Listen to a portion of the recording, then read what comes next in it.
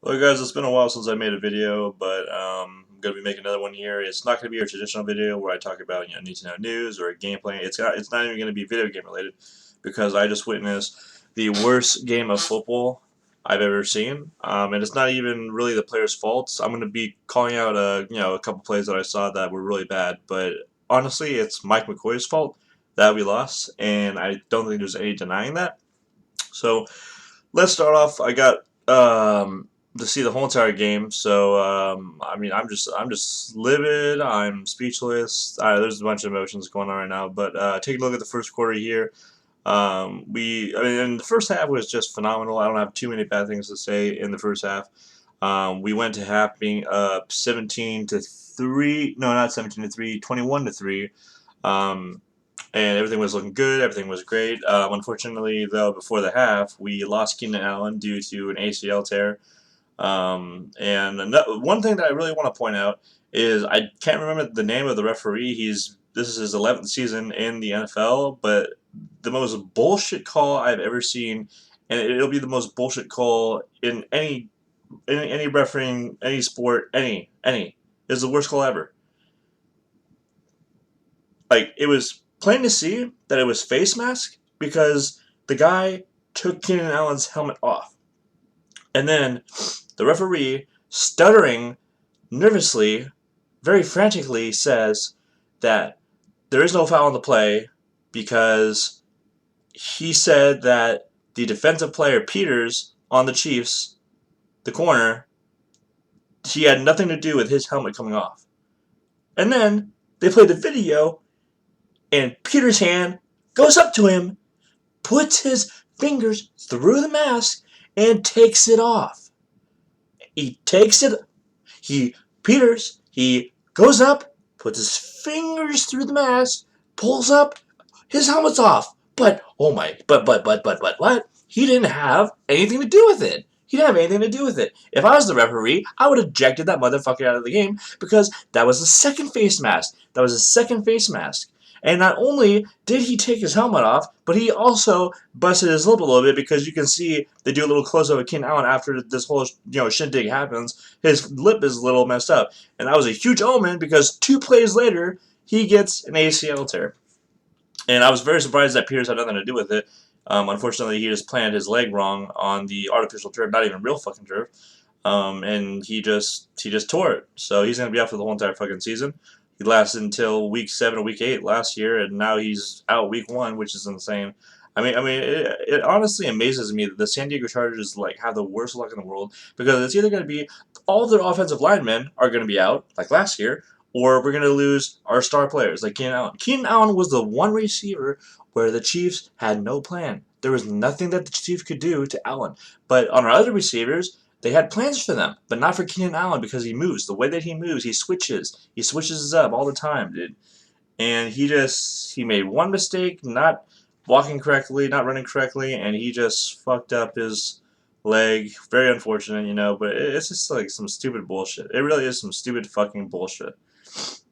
And so moving on, halftime, we're winning. Keenan Allen's going to be out for the next season. We play the Jaguars next week, so we're hopeful. I was really hopeful that we were going to be 2-0 now, but after this game, I think we're going to lose to the Jaguars, not only because we suck so much freaking goddamn cockadoodle dick in this game, but because the Jaguars only lost to the Packers in Jacksonville by 3 points. So if they can hold their own, I know it's in Jacksonville, but if they can hold their own against the Packers like that, they're gonna cream our ass. They're gonna cream pie ass so fucking hard next week, especially when we have Mike McCoy as our coach. So halftime's over. Okay, we're back, and the first time, our first drive doesn't look too bad.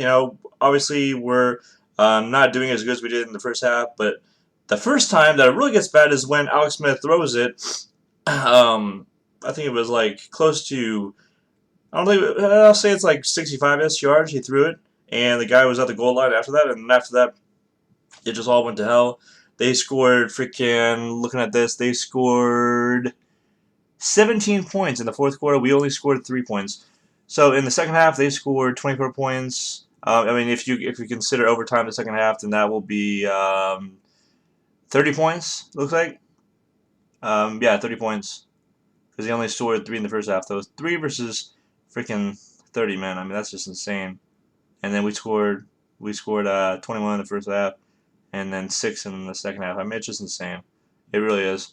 So, I like to save the best for last. I'm saving Mike McCoy for the last bit because, uh, okay. So, um, just a little tidbit for our freaking corners when we're covering their fucking receivers. This is the National Football League, if I'm correct, right? I think this is the National Football League. This isn't college. This isn't fucking high school. This isn't fucking Pee Wee. So, I think one of the basic things, I don't play football. I'm not in the NFL. But if I was a corner, the most basic thing and common sense is when the ball is coming towards the receiver that you're covering, you're going to look at the ball to see where it's coming from so you can either knock it down, intercept it, because the last thing that you want to do is tackle the guy while he has the ball. The first two things you want to do is either knock it down or intercept it. Always the backup plan is tackling. That should be common sense. That should be common sense. But apparently, our freaking corners are going to be tunnel visioning at the receiver. Tunnel vision. Tunnel vision. Yeah, good. You're looking at him. Good. That's real good. But guess what? You don't know when the ball's going to get there. You don't know when the ball's going to get there. So you can't time the tackle.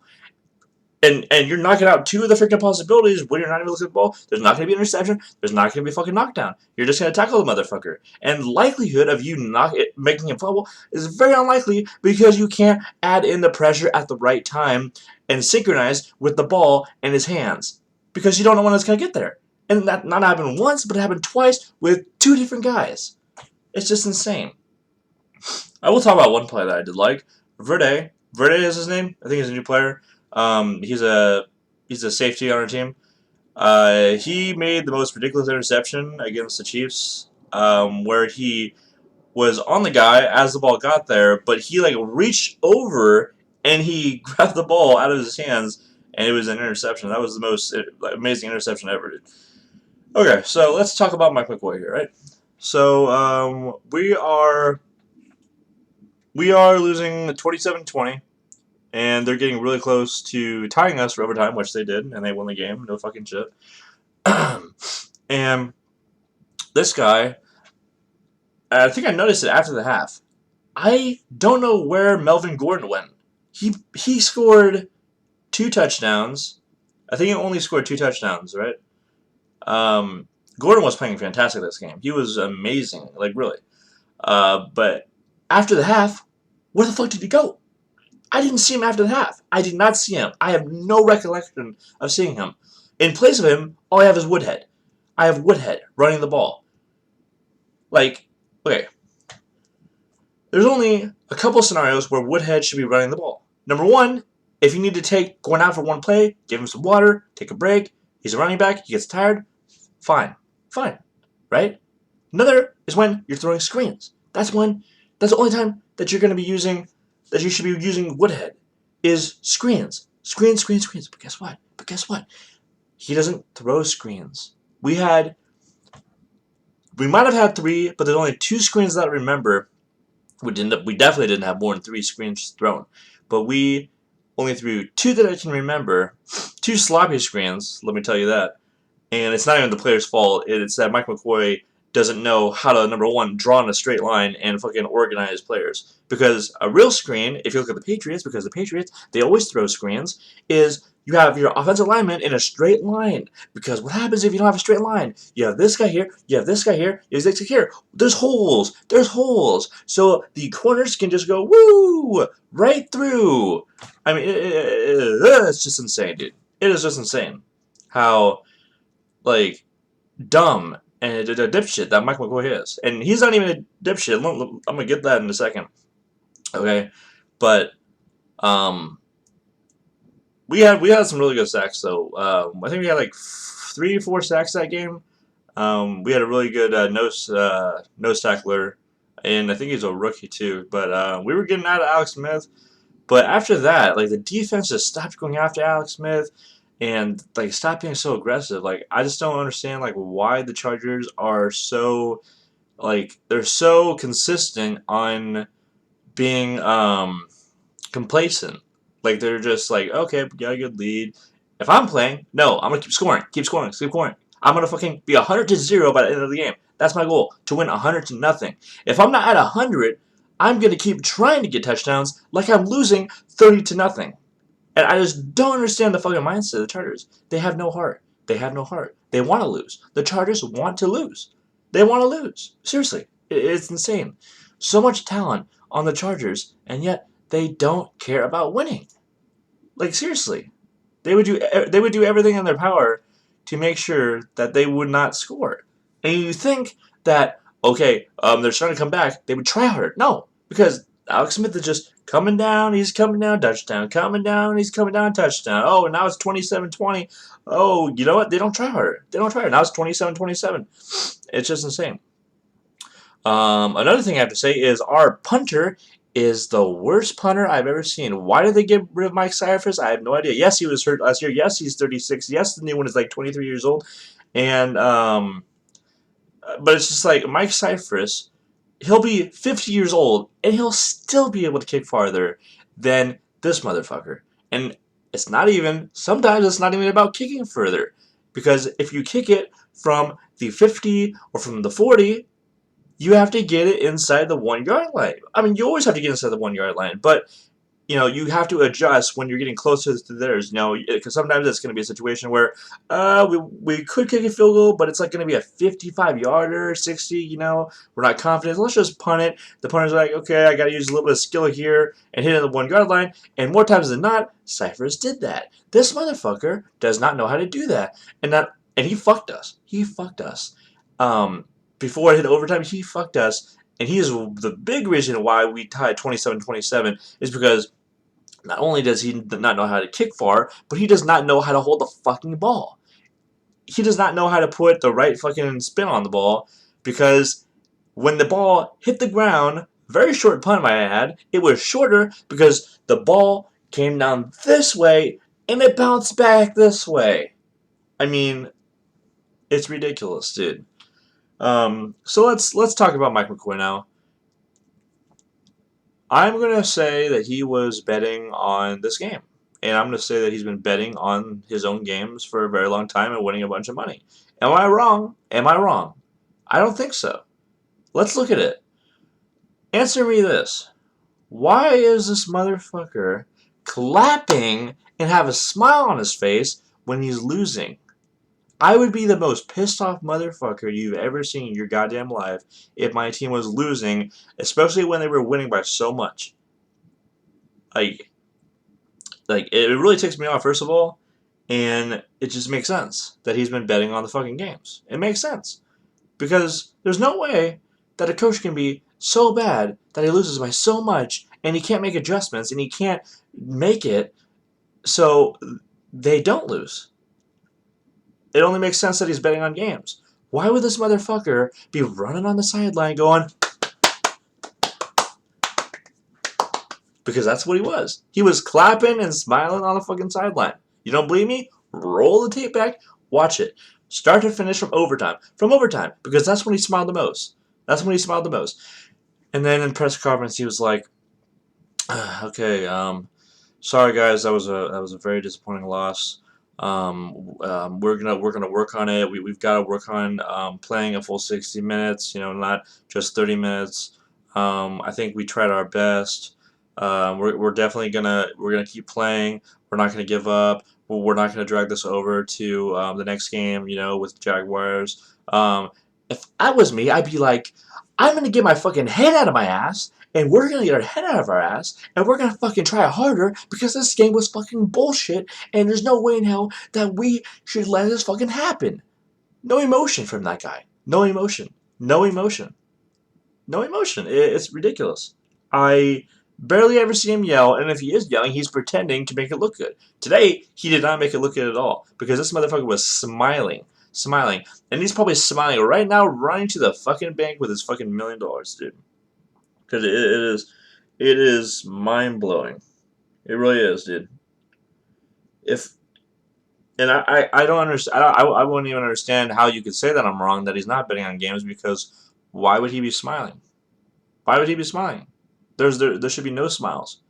There should be no smiles unless somebody farts in your face. There should be no reason why you're smiling when you're in overtime when you had a for sure thing going and it shouldn't have even gone to overtime and you lost in overtime. Another thing is that this motherfucker is a dipshit because there's 40 seconds left on the clock in fourth quarter, right? I think they used up their last timeout. I'm pretty sure they didn't have any timeouts left. 40 seconds left, right? You can easily, you've got Phillip Rivers on your team, a very good quarterback, okay?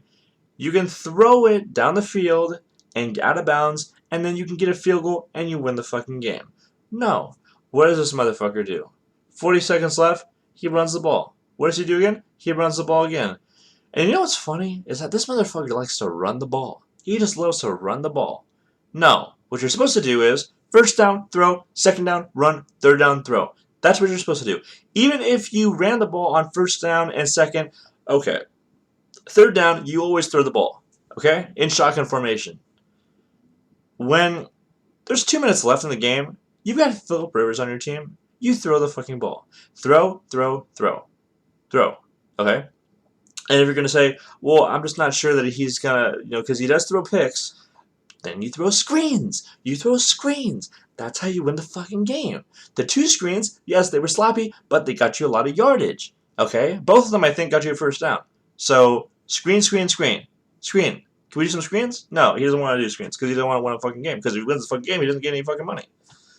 And every time he runs the ball, every time he picks a running play, he picks a running play that goes right up the middle. Yes, he did find he got very lucky this game because usually there's not a lot of holes in the middle, and usually you want to run on the outside. You want to run on the outside, okay? Woodhead, Gordon, they found a lot of holes. Gordon got touchdowns off of the holes in the middle. Very surprising that there were holes. But this motherfucker just wants to run it up the middle. 40 seconds left, run it up the middle. Another thing that pisses me off is this motherfucker, 8 seconds left in the game, going into halftime, he's going to down it. He's going to down it. He's going to do a QB fucking kneel. 8 seconds left in the game. We had the ball. We're going to halftime. And we get the ball after half. What am I going to do? I'm going to throw a fucking Hail Mary and try to get another fucking touchdown. Because what I say, I'm trying to get to 100 points, and I'm trying to get them to 0 points. And if you're not trying to do that, then get the fuck out of the National Football League. Get the fuck off my team. You've been in the fucking league for 4 years on the San Diego Chargers, and you have no idea what the fuck you're doing. He doesn't know what the fuck he's doing. He's shown no emotion. Every time press conference, it's like this. Yeah, I'm a little disappointed that we lost. We'll get it next time. It's the first game of the season, guys. We've got this. We're 0-1. We're going to be 1-1 next week. It's going to be okay. Okay. And I'm just done. I'm done. I'm just done. Because that is ridiculous. I wanted to say that this is the worst loss that we've ever had. But I remember last year against the Broncos, we had either it was the same or it was more. I'm actually going to go check that right now. But this game was either it was either the second most, the most, or tied for the most points that we lost by, and it's just insane. Were we supposed to beat them in Kansas City? No, we're not supposed to beat them in Kansas City, but we were winning 21-3. We were obviously doing something right, and then we changed it, or we got complacent, and it's just mind blowing. If the Chargers want to win, get rid of Mike McCoy. Get rid of him. Get rid of him. If I'm the owner, I give my coach 2 tries. First season that he's there, if he doesn't get it, I give him that one. It's his first season. He's still getting used to the players. You have a whole fucking offseason, a whole motherfucking offseason to get your shit together, okay? To fucking study, to do some fucking research, to get your shit together. Next season, the second season, this time, you better fucking go all the way to the fucking Super Bowl. If you don't, you're fired. I'm picking up another coach. Seriously. That's what I'm doing. And it's fucking insane, dude. And I'm pretty sure that the assignment commercial, the Washington Redskins head coach, he was the coach Shanahan, I want to say. I don't pay attention too much to other teams, but he was the coach for the Denver Broncos, and then he was the coach last season for the Washington Redskins. I'm not sure if he retired or not, but if he did retire, we should have picked him up and got rid of Mike McCoy. This is his 4th season, and what is he doing for us? What is he doing for us? Do I give a shit if we went to the playoffs? No. Because does that get a trophy? No. Getting to the playoffs, it really is not that hard. All you have to do is be 9-7 to get lucky. 10-6, and there you go. You know, I mean, I don't have too much left to say. I've said what I want to say. I just needed to vent, get this off my chest because it is just ridiculous that we have this kind of a coach. I mean, anyone that like, it's just ridiculous, dude. The motherfucker has no passion. I don't know why he is, even in the NFL coaching. I really don't. I really don't, dude. This team is so fucked. Like, you guys have no idea how fucked the Chargers are. Really. Like, we are never, and it honestly goes up to the owner. The owner doesn't even give a fuck. He doesn't give a fuck. If he gave a fuck, he would have gotten rid of Mike McCoy. But he doesn't give a fuck because he's fucking rich. He doesn't give a fuck. You know? It's ridiculous that we have this guy for 4 fucking years, and he keeps running the ball when he should be throwing the ball. Do you guys remember last year? I forget which game it is, but I will never forget the play. We're on the 1 yard line. All this motherfucker has to do is shove big Philip Rivers in there and get a fucking quarterback sneak for a touchdown. What does he do? What does he do? He throws it to Woodhead, incomplete pass. We lose the fucking game. We would have done a QB fucking sneak. We would have won the game. 1 yard, just 1 yard. Give it to the running back. He'll jump over. He throws it. I mean, we've got the worst coach in the NFL, the worst, and he's betting. He's betting. You know, if he wasn't betting on all the other games, he started today. He started betting today because there's no fucking way that there's going to be a coach in the NFL that's fucking smiling when he's losing the game. No, not happening. Not only is he smiling, but he's fucking clapping. I'm fucking done. That's it for this video. I haven't uploaded a video in a couple months. I know I've been focusing more on streaming. I have a couple gameplays on my hard drive for Halo 5 that I do want to upload. I have a couple days off. I will try to do that tomorrow. I'm gonna be streaming after I upload this video. I'm very ticked off, very pissed off. Rightfully so. Everybody else. I looked at the fucking tweets. It's not just me, dude. Everyone wants fucking Michael McCoy gone. It's just insane, dude. I'll see you guys later.